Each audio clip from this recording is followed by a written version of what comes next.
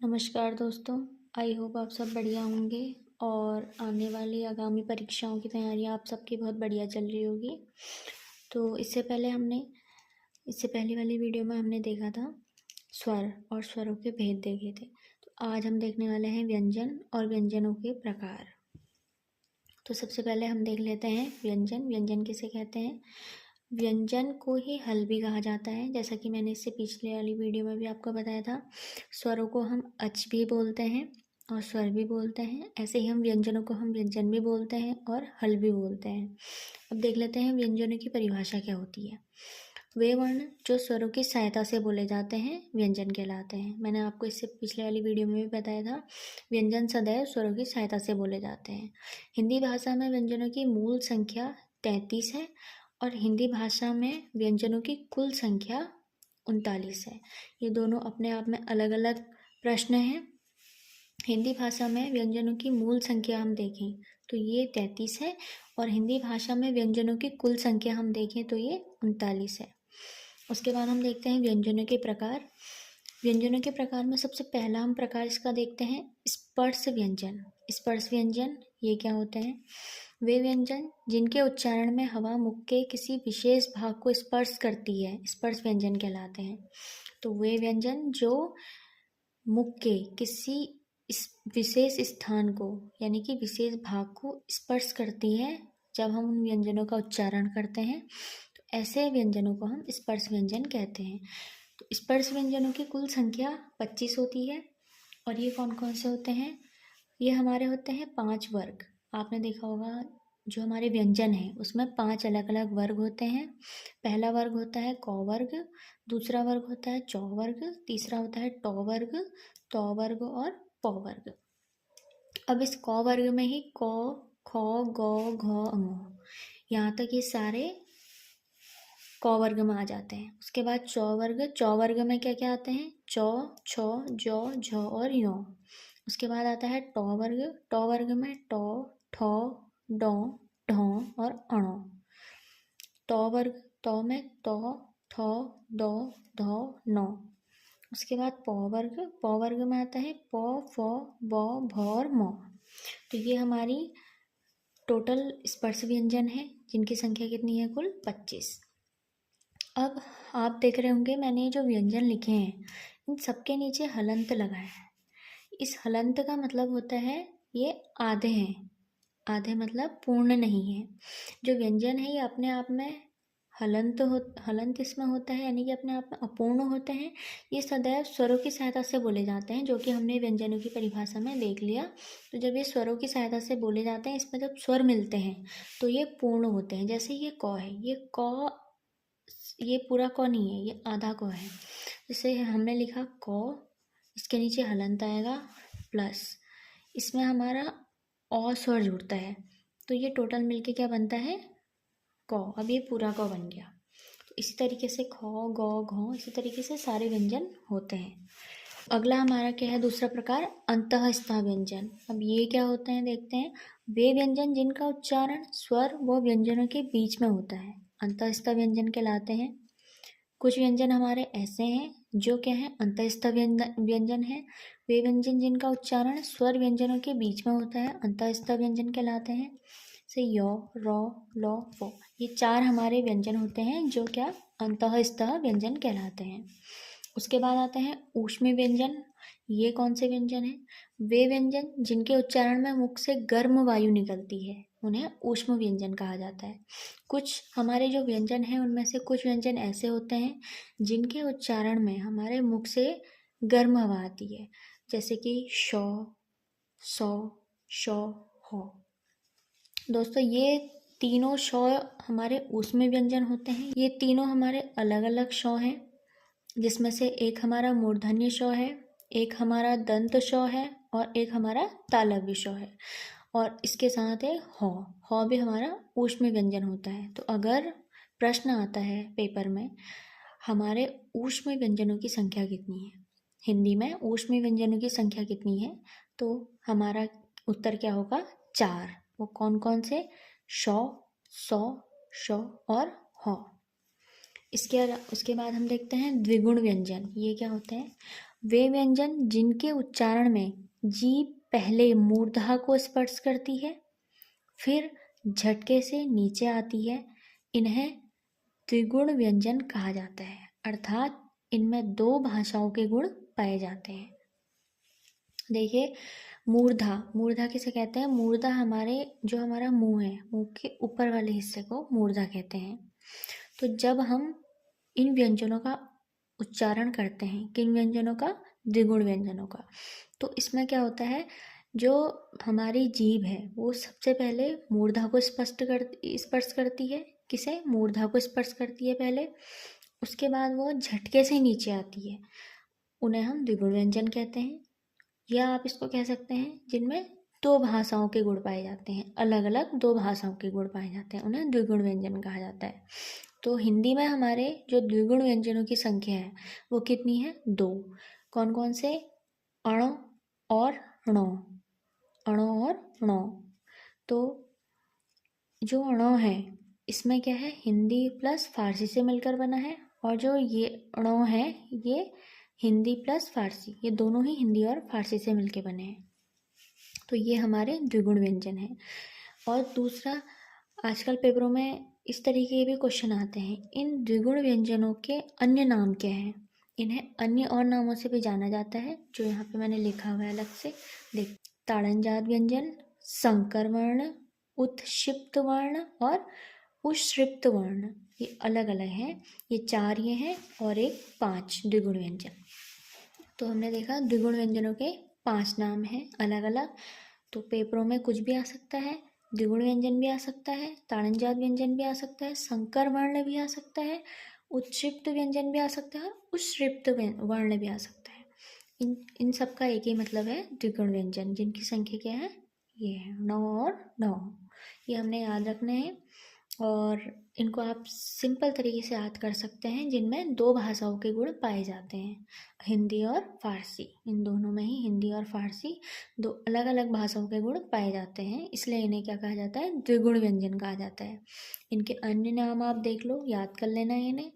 और ये पेपरों में पूछे भी गए हैं। एक बार एक पेपर में पूछा गया था, उत्क्षिप्त वर्ण किन्हें कहते हैं? तो उत्क्षिप्त वर्ण द्विगुण व्यंजनों को ही कहा जाता है।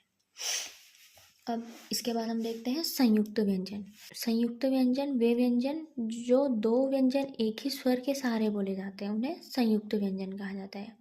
हमारे हिंदी में ही कुछ व्यंजन ऐसे व्यंजन हैं जिन्हें एक ही स्वर के सहारे बोला जाता है, उन्हें संयुक्त व्यंजन कहा जाता है। जैसे शौ। तो शौ ये अकेला शौ नहीं है, ये आधा क और आधा शौ, ये मिलके क्या बनता है? पूरा एक अक्षौ, इसको हम बोलते हैं। शौ से क्षत्रिय भी बोलते हैं हम इसे। ये पूरा क्षत्रिय बनता है, क्षत्रिय वाला शौ बनता है। तो ये दोनों अपने आप में आधे होते हैं, क और शौ, ये मिलके क्या बनाते हैं? शौ। फिर आता है हमारा त्रौ। त्रौ, तौ धन रो, ये तौ और रौ से मिलके बनता है त्रौ, जिसमें तौ भी आधा, रौ पूरा, रौ भी आधा, तो ये मिलके क्या बनते हैं? त्रौ। फिर आता है ग्यों। ग्यों हमेशा जौ धन यों से मिलकर बनता है, जौ धन यों। और फिर आता है हमारा स्रौ। स्रौ, शौ और रौ, शौ और रौ से मिलके स्रौ बनता है। तो ये हमारे क्या हैं? संयुक्त व्यंजन। द्विगुण व्यंजन हमने देख लिया है, इसके अन्य नाम हमने देख लिए हैं। अब हम आगे बढ़ते हैं। कुछ व्यंजन हमारे और भी हैं हमारी हिंदी भाषा में, जैसे अब हम देखते हैं। अगला है स्पर्श संघर्षी व्यंजन। वे व्यंजन जिनके उच्चारण में वायु मुख में किसी विशेष भाग को स्पर्श करते हुए घर्षण के साथ आती है, इन्हें स्पर्श संघर्षी व्यंजन कहा जाता है। एक हमने पढ़ा था स्पर्श व्यंजन। स्पर्श व्यंजन में क्या हो रहा था? जो वायु है वो हमारे मुंह के किसी विशेष भाग को स्पर्श करते हुए आ रही थी, वो उनकी संख्या 25 थी। यहाँ पर हम देख रहे हैं स्पर्श संघर्षी व्यंजन।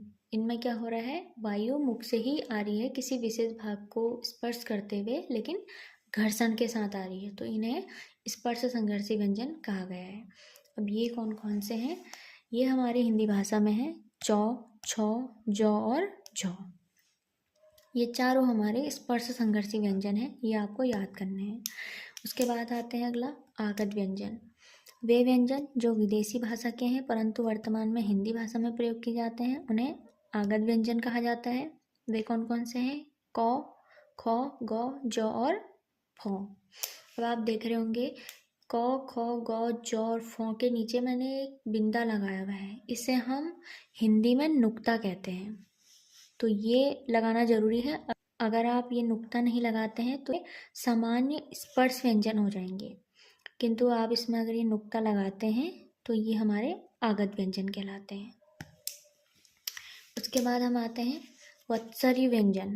वत्सरी व्यंजन वे व्यंजन जिनके उच्चारण में वायु ऊपरी दांत के मसूड़ों को स्पर्श करते हुए आती है उन्हें वत्सरी व्यंजन कहा जाता है। तो ये हमारे टोटल 5 हैं। वो कौन कौन से हैं? सौ, जौ, लौ, र और नौ। सौ, जौ, लौ, र और नौ, ये हमारे 5 क्या है? वत्सरी व्यंजन है। उसके बाद आगे हम देखते हैं द्वित्व व्यंजन। ये कौन से व्यंजन है? जब दो समान व्यंजन एक साथ प्रयोग होते हैं तो उन्हें द्वित्व व्यंजन कहा जाता है। आपने ऐसे बहुत सारे शब्द देखे होंगे जिसमें क्या होता है, दो व्यंजन एक ही साथ प्रयोग किए जाते हैं, यानी कि जिसमें स्वर नहीं होता, एक व्यंजन में स्वर नहीं होता है, तो वो दोनों एक साथ आ जाते हैं जिसे द्वित्व व्यंजन कहा जाता है।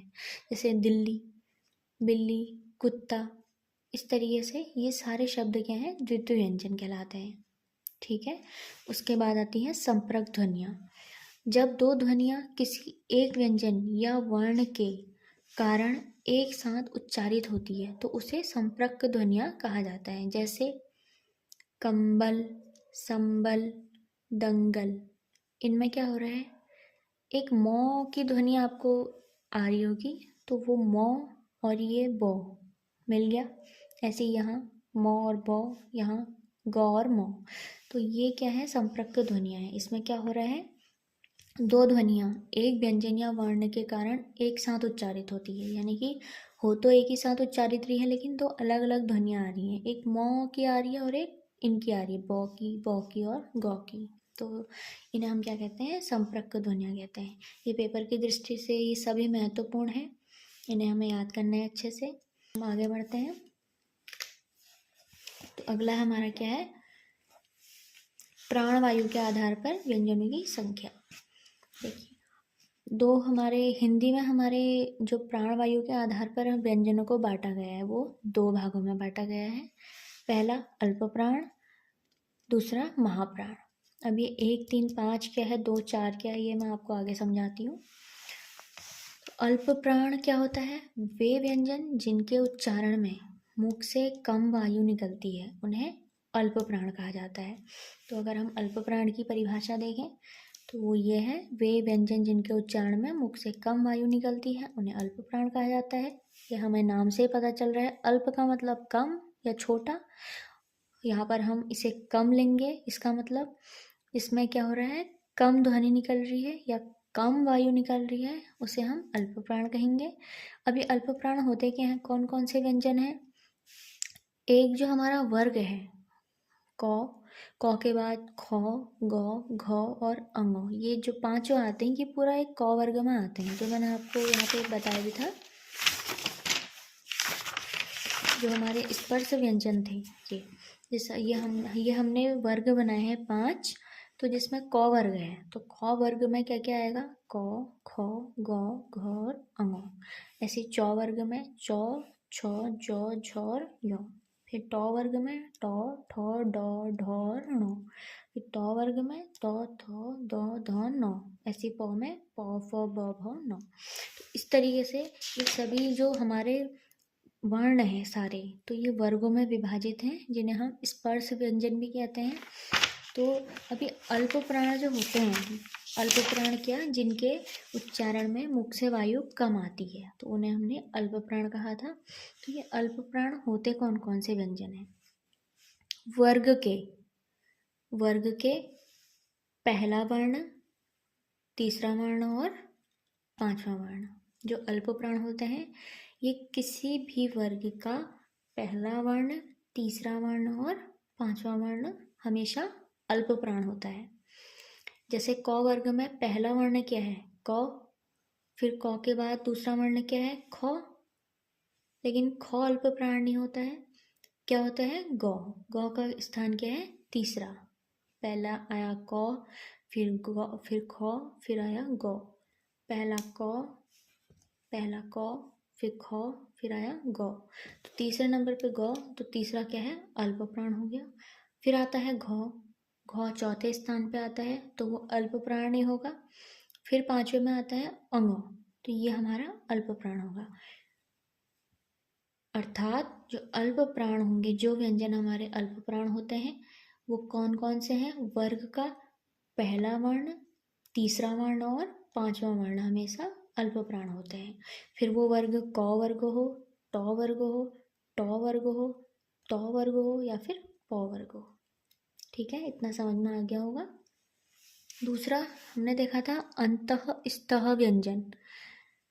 अंतः स्तः व्यंजन, हमने ऐसे व्यंजन पढ़े थे जो व्यंजन और स्वरों के बीच में आते हैं। उन्हें क्या कहा था हमने? अंतः स्तः व्यंजन, जो हमारे क्या थे? 4 थे।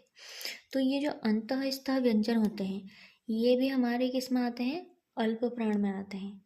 तो वो कौन कौन से हैं? य, र, ल और वो। ये चारों ही हमारे अंतः स्तः व्यंजन हैं। ये सभी अल्प प्राण में आते हैं। और इनके अलावा जो सभी स्वर हैं हमारे, सभी स्वर ये भी किस में आते हैं? अल्प प्राण में आते हैं।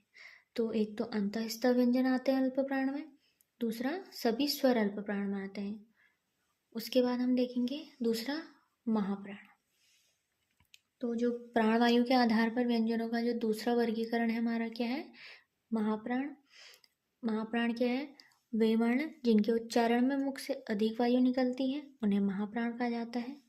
ठीक उल्टा, जिन व्यंजनों के उच्चारण में मुख से कम वायु निकलती है उन्हें अल्प प्राण कहा जाता है। और जिन व्यंजनों के उच्चारण में मुख से अधिक वायु निकलती है उन्हें महाप्राण कहा जाता है। अब ये महाप्राण व्यंजन होते कौन कौन से हैं?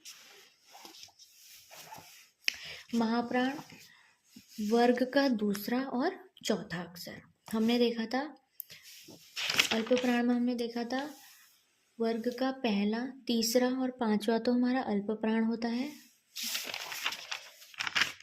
और महाप्राण में वर्ग का दूसरा और चौथा वर्ण होता है। वो फिर वर्ग क वर्ग हो, ट वर्ग हो, च वर्ग हो, त वर्ग हो या प वर्ग हो। ठीक है, तो इसमें दूसरा और चौथा वर्ण हमेशा महाप्राण होता है। अब इसके बाद हमने अल्प प्राण में देखा था सभी स्वर अल्प प्राण में आते हैं। और हमारे अंतःस्थ व्यंजन जो हैं 4, य, र, ल और वो हमारे अल्प प्राण में आते हैं। और महाप्राण में क्या था? वर्ग का दूसरा और चौथा वर्ण तथा ऊष्म व्यंजन भी महाप्राणों में आते हैं।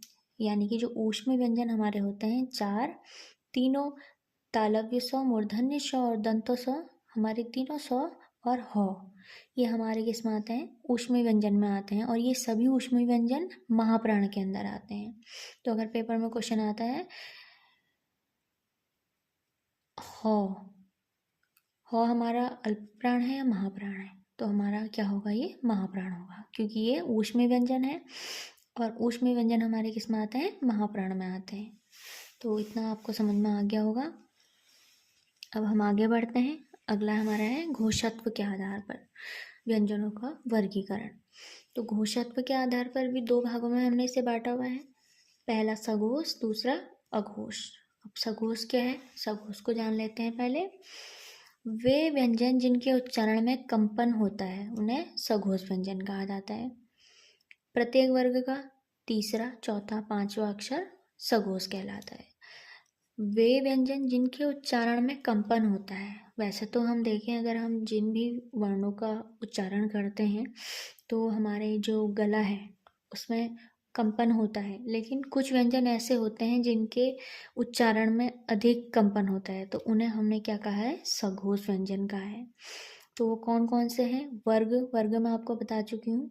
वर्ग में तीसरा वर्ण, चौथा वर्ण, पांचवा वर्ण। यानी कि अगर मैं बात करूँ वर्ग की। तो ये हमारा वर्ग है। वर्ग में हमेशा तीसरा वर्ण, चौथा वर्ण और पांचवा वर्ण क्या होगा? सघोष होगा। तीसरा, चौथा और पांचवा हमेशा सघोष होगा।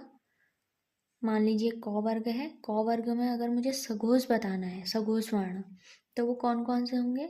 तीसरा, चौथा और पांचवा, यानी कि गौ, घ और अंगो, ये क्या है? हमारे सघोष वर्ण है। तो इसी प्रकार प्रत्येक वर्ग का तीसरा, चौथा और पांचवा वर्ण सघोष वर्ण होता है। दूसरा, अंतःस्थ व्यंजन। हमने देखा था वहाँ अल्प प्राण में अंतःस्थ व्यंजन आते थे, योर और लव। यहाँ सघोष में हमारे अंतःस्थ व्यंजन आते हैं। और अंतःस्थ व्यंजन के साथ पहले हमने देखा था ऊष्म व्यंजन हमारे किस में आते थे? महाप्राण में। वो कौन कौन से होते हैं? श, दंत स, तालव्य स, मूर्धन्य स और ह।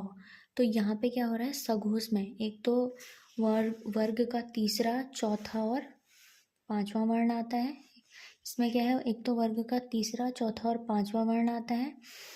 उसके बाद अंतःस्थ व्यंजन आते हैं जिनकी संख्या कितनी है? 4, य, र, ल, व। और एक हमारा इसमें ऊष्म व्यंजन भी आता है जो क्या है? ह। ठीक है, तो ये आपको घोषत्व के आधार पे जो हमारा पहला भाग था वो था सघोष, वो हमने पढ़ लिया है। अब हम इसका दूसरा प्रकार पढ़ेंगे, अघोष व्यंजन। ये क्या होता है? मुख में अधिक कंपन होता है तो वो सघोष व्यंजन है, मुख में कम कंपन होता है तो वो अघोष व्यंजन है। तो वे व्यंजन जिनके उच्चारण में मुख में कम कंपन होता है उन्हें अघोष कहा जाता है। तो प्रत्येक वर्ग का पहला व दूसरा अक्षर हमने देखा था इससे पहले। सघोष में क्या था? वर्ग का तीसरा, चौथा और पांचवा वर्ण सघोष था। तो अब बचे दो, पहला और दूसरा। तो ये हमारे क्या हो जाते हैं? अघोष वर्ण हो जाते हैं।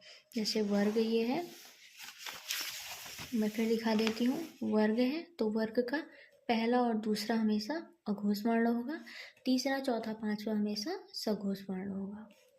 ऐसे अगर हम अल्प प्राण, महाप्राण की बात करें तो अल्प प्राण हमेशा पहला, तीसरा और पांचवा, दूसरा और चौथा महाप्राण। ऐसे अगर हम सघोष की बात करें तो जो तीसरा, चौथा, पांचवा सघोष, पहला और दूसरा अघोष। तो अघोष वर्ण देख लिया हमने। उसके बाद प्रत्येक वर्ग का पहला व दूसरा अक्षर अघोष वर्ण आता है या अघोष व्यंजन आप उसको कह सकते हैं। और दूसरा क्या है? ऊष्मी व्यंजन। अब ऊष्मी व्यंजन में हमने देख लिया, ऊष्मी व्यंजन में हमारे 4 होते हैं। कौन कौन से? दंत स, मूर्धन्य स, तालव्य स और ह, 4 होते हैं। तो 4 में से ह हमारा क्या है? सघोष वर्ण है या सघोष व्यंजन है। तो बचे 3, बचे के जो 3 हैं, तीनों स, ये हमारे क्या आ जाते हैं? अघोष व्यंजन। सभी स्वर सघोष में आते हैं। हमने वहाँ देखा था, हमने जब प्राण के आधार पर व्यंजनों को बांटा था तो जो हमारा अल्प प्राण था, सभी स्वर किस में आते थे? अल्प प्राण में। इसी प्रकार यहाँ पे सभी स्वर किस में आते हैं? अघोष व्यंजन में आते हैं। तो इतना आपको समझ में आ गया होगा। अब अगला हम देखते हैं उच्चारण स्थान के आधार पर वर्गीकरण किसका? व्यंजनों का। अब है उच्चारण स्थान। अब उच्चारण देखिए, हम कई तरीके से हम व्यंजनों का करते हैं, जिसमें मुख्य हमारे जो है 8 होते हैं। 8 में भी मुख्य हमारे कितने होते हैं? 5 होते हैं। तो सबसे पहला है कंठ। कंठ यानी कि गला। दूसरा है तालु, तालव्य। तीसरा मूर्धन्य या मूर्धा भी से कहते हैं। अगला है दंत यानी कि दांत। ओष्ठ, होठ। फिर एक है कंठ प्लस तालु। जिन व्यंजनों के उच्चारण में कंठ और तालु दोनों का प्रयोग होता है। अगला कंठ प्लस ओष्ठ, अगला दंत प्लस ओष्ठ। तो जो उच्चारण स्थान के आधार पर हमने व्यंजनों को बांटा है, तो कंठ में हमने किस किस को रखा है? एक और चीज़ यहाँ पे ध्यान देने वाली है, कंठ इसी को हम काकल्य व्यंजन या काकल्य वर्ण भी कहते हैं। यानी कि वे वर्ण या वे व्यंजन जिनके उच्चारण में कंठ का या काकल्य वर्ण भी हम इन्हें कहते हैं, काकल्य का प्रयोग होता है, उन्हें हम कंठ या काकल्य व्यंजन कहते हैं। तो ये कौन कौन से हैं? क ख ग घ ङ। पहले तो क वर्ग हो गया पूरा, उसके अलावा अ आ अह और ह, ये क्या है हमारे कंठ से बोले जाने वाले व्यंजन हैं। अगले हैं तालु, या आप तालव्य भी से बोल सकते हैं, तालु या तालव्य। इसमें कौन कौन सा, एक तो चौ वर्ग, चौ छ जौ झ और यौ। उसके अलावा क्या क्या है, छोटी बड़ी श और यौ। उसके बाद आते हैं मूर्धन्य में। मूर्धन्य में क्या क्या है, एक तो टौ वर्ग है पूरा, टौ ठौ डौ ढौ णौ, और उसके अलावा री से ऋषि और शौ। उसके बाद है दंत। दंत में क्या क्या है, एक तो तौ वर्ग आ जाएगा पूरा, तौ थौ दौ धौ और नौ। उसके अलावा सौ लौ और रौ। अगला है ओष्ठ। ओष्ठ में एक तो पौ वर्ग आ जाएगा पूरा, पौ फ ब भ और म, और उसके अलावा छोटा ऊ और बड़ा ऊ। फिर तीन है अलग। उसके बाद है कंठ प्लस तालु, जिसमें ए और आई आता है। अगला है कंठ प्लस ओष्ठ, इसमें ओ और औ आता है। दंत प्लस ओष्ठ, व और फ आता है। ये तो आपको याद हो ही जाएगा, क्योंकि इनका उच्चारण से हमें पता चल जाता है ये दंत प्लस ओष्ठ हैं। और बाकी आपको ये सब याद करने पड़ेंगे, ये आपको देख के याद नहीं होंगे, ये आपको कंठस्थ याद करने पड़ेंगे। अगले हैं अमानक वर्ण। अब देखते हैं अमानक वर्ण क्या है। वे वर्ण जिनका उच्चारण हिंदी भाषा में नहीं होता है, लेकिन वो हमारे व्यंजनों में हैं। हम इन्हें व्यंजनों में गिनते तो नहीं हैं, लेकिन हमारे हिंदी में प्रयोग किए जाते हैं, लेकिन हम इनका उच्चारण नहीं करते हैं।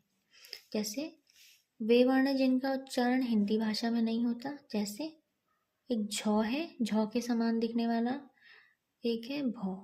ये क्या है, इनका उच्चारण हमें नहीं पता होता है, तो हम इन्हें क्या कह देते हैं, अमानक। अमानक यानी कि इनकी मान्यता नहीं है हिंदी में हमारे, लेकिन ये वर्ण हैं, लेकिन इनकी कोई मान्यता नहीं है, इसलिए हम इन्हें क्या कह दे रहे हैं, अमानक वर्ण। अगर ये पेपरों में पूछे तो आपको ये ध्यान रखना है। फिर नोट, र का उच्चारण स्थान दंत मूल्य होता है, तो ये आप याद कर सकते हो। अगर र पूछ दे, र, वैसे तो हमने यहाँ पे हम देखें तो हमने जो उच्चारण स्थान के आधार पे जो हमने व्यंजनों को बांटा है, वो दंत में हमने र को रखा है, दंत में हमने र को रखा है। लेकिन दंत के साथ साथ इसे हम मूर्धा में भी रखते हैं, किसे, र को। तो र का जो स्थान है वो दंत और मूर्धा दोनों है। लेकिन अगर पेपर में आता है तो आप सबसे पहले टिक करेंगे दंत मूल में। र का जो असली स्थान होता है वो दंत मूल होता है, उसके बाद मूर्धन्य, तो दोनों में हम इसको रख सकते हैं। तो आज के लिए इतना ही। आई होप आप लोगों को वीडियो पसंद आएगी और आपको समझ में आया होगा। अगर कोई डाउट हो तो आप मुझसे पूछ सकते हैं। तो ये हमारा वर्णमाला जो चैप्टर है वो ख़त्म हो गया है, और अगला हम इसके बाद अब नेक्स्ट टॉपिक में, अगले वीडियो में हम देखेंगे नेक्स्ट टॉपिक हमारा क्या रहेगा।